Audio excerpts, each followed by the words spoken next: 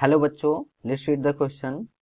E naught values for the couple Cr3 plus to Cr2 plus and Mn3 plus to Mn2 plus are minus 0.41 and plus 1.51 volt respectively. Considering these values, select the correct option from the following statements. Option A, Cr2 plus act as a reducing agent and Mn3 plus act as an oxidizing agent in their aqueous solutions. Cr2 plus is more stable than Cr3 plus and option C, Mn3 plus aqueous is more stable than Mn2 plus. Option D, none of these. सो बच्चों हमको यहाँ पे क्या find करना है? Correct answer find करना है. कौन सा ऑप्शन करेक्ट है? तो की कॉन्सेप्ट क्या है इसमें? की concept stability depends on the D configuration. जो डी और सबसेल में फिलिंग जो होती है उसकी उस पर डिपेंड करता है, फिलिंग पे कि क्या है स्टेबिलिटी. अगर फुल फील्ड है या हाफ फील्ड है तो स्टेबिलिटी ज़्यादा होती है. That means that is half field and fully filled orbitals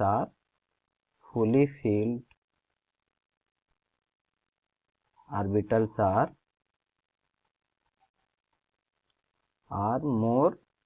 तो यहाँ पे क्या हो रहा है? जब Cr3 प्लस से क्या हो रहा है?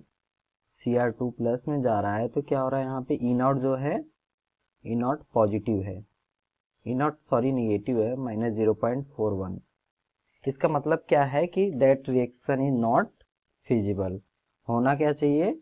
Cr2 प्लस किस में चेंज होना चाहिए? Cr3 प्लस में चेंज होना चाहिए. तो क्या होना चाहिए यहाँ पे? Cr2 plus should be change into Cr3 plus. अब यहाँ पे कॉन्फ़िगरेशन देखिए, Cr2 प्लस में इसकी कॉन्फ़िगरेशन क्या है? क्रोमियम का एटॉमिक नंबर कितना होता है? 24. और यहाँ पे 2 इलेक्ट्रॉन लॉस कर गया, मतलब 22, मतलब 3d4. ये 3d4 है और ये क्या है? 3d3. तो यहाँ क्या हो रहा है? d4 से जब d3 में जा रहा है तो क्या हो रहा है कि d ऑर्बिटल पे क्या दो सेट होते हैं, एक T2g होता है और एक Eg होता है. तो क्या होता है? d जो d ऑर्बिटल होता है उसके दो सेट होते हैं. क्या होता है? T2g और एक क्या होता है? Eg. Eg के 2 ऑर्बिटल्स होते हैं और T2g के क्या होते हैं? 3 ऑर्बिटल्स होते हैं. तो जो यहाँ इलेक्ट्रॉन फील्ड होगा वो किस में होगा?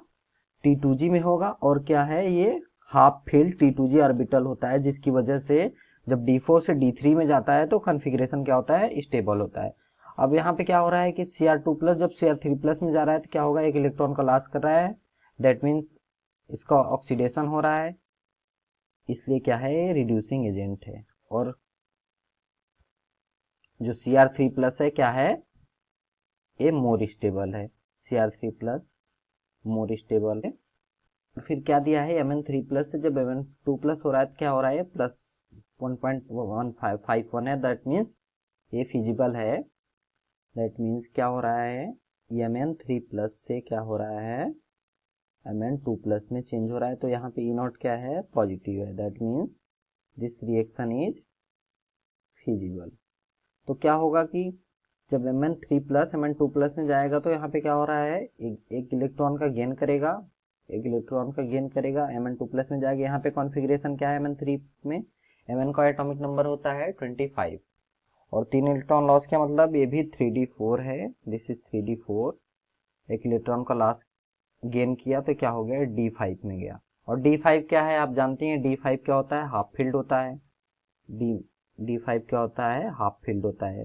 1 2 3 4. तो क्या होगा? एक एक इलेक्ट्रॉन सभी में भरेंगे तो ये क्या है? हाफ फील्ड कॉन्फ़िगरेशन है, जिसकी वजह से क्या है? ये मोर स्टेबल है. हाफ फील्ड कॉन्फ़िगरेशन होने की वजह से ये मोर स्टेबल है 3d4 से. तो यहाँ पे क्या हो रहा है? एक इलेक्ट्रॉन का गेन कर रहा है. That means Mn3 plus act as an oxidizing agent. इसका रिडक्शन हो रहा है. जिसका रिडक्शन होता है वो क्या होता है? ऑक्सीडाइजिंग एजेंट होता है. तो हमें ऑप्शन में क्या क्या बताना है कि Cr2 plus act as a reducing agent. Cr2 plus reducing agent की तरह वर्क कर रहा है और Mn3 प्लस क्या कर रहा है? Mn3 प्लस ऑक्सीडाइजिंग एजेंट की तरह वर्क कर रहा है. तो क्या है ये? पहला ऑप्शन सही है. दूसरा ऑप्शन क्या है, Cr2+ aqueous is more stable then Cr3+।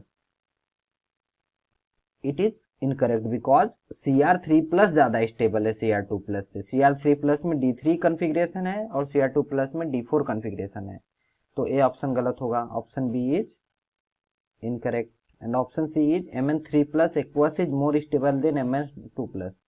क्या है यहाँ पे, Mn3+ D4 में है और Mn2+ D5 में है, तो D5 कॉन्फ़िगरेशन ज़्यादा स्टेबल होती है, तो that's why Mn2+ more stable है। तो क्या है, ए ऑप्शन भी गलत होगा। तो so the correct answer of this question is option A, Cr2+ act as a reducing agent and Mn3+ act as an oxidizing agent in their aqueous solution।